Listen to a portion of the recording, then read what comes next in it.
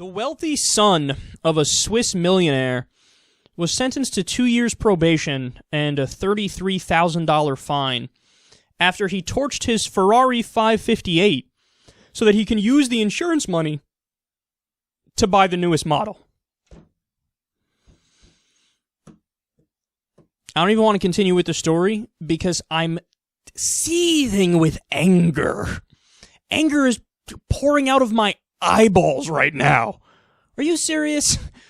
Who does that? Even if you're a spoiled prick. In the history of spoiled prickishness, nobody's gone this far. Huffington Post reports, quote, the Ferrari was one of 15 luxury sports cars that the 20-year-old owns. The Ferrari was a gift from his father. Oh, really? I thought he earned it himself. And he told a judge he was afraid of asking his dad to buy him a new one. The young man arranged to get a massage as an alibi. Even his alibi is douchey.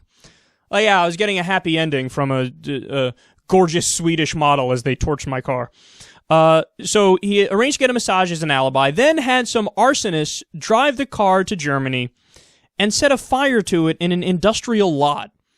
Get this, authorities weren't fooled by the plot and traced the arson back to him through phone records and surveillance video. This son of a bitch was texting about it. Wait, you didn't realize that when your shit catches on fire, that they're going to do an investigation? And part of that investigation is, let me see your phone records. You didn't realize that? Really?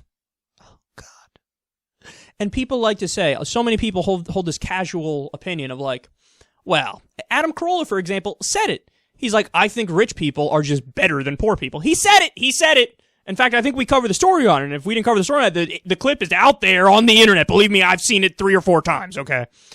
I just think rich people are better than poor people. Poor people are lazy. The rich people, the work ethic. Blah, blah, blah. What about this guy, buddy? Is this not a wrench right in the middle of your theory? Is that not what that is? Oh, come on, man. You know it is. There are plenty of this guy out there. I don't know his name. I don't care to know his name. There's plenty of Paris Hiltons out there. There's plenty of Donald fucking Trumps out there. Donald Trump's daddy was worth $400 million. His kid was born with a silver spoon in his mouth. He was born on third and thought he had a triple.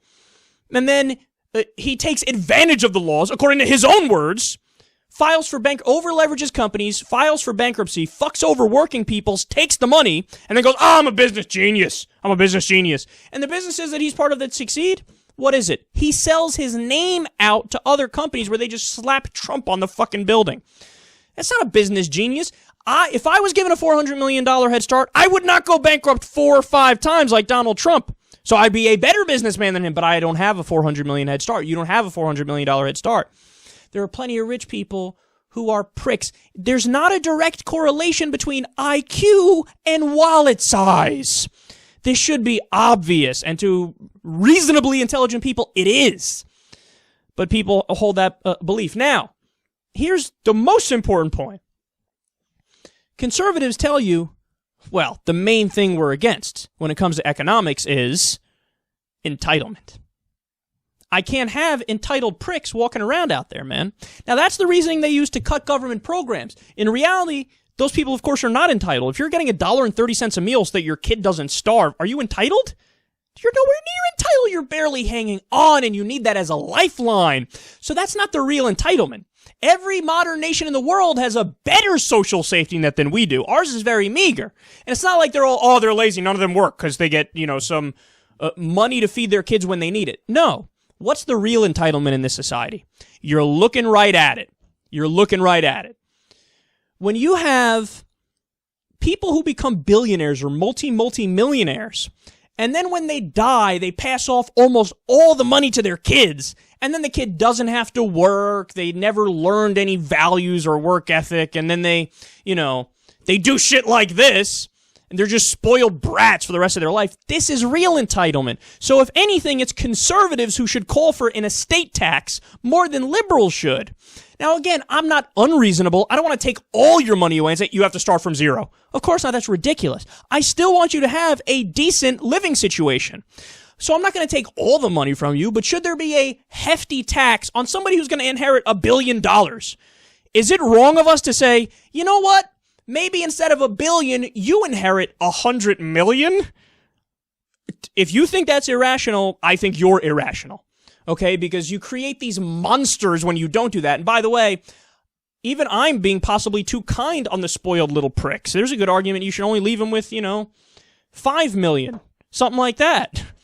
But anyway, you can see here the real problem with entitlement, not only in the U.S., but all around the world. It's not the poor who are still working and struggling and trying to get by and do the right thing who need to do that.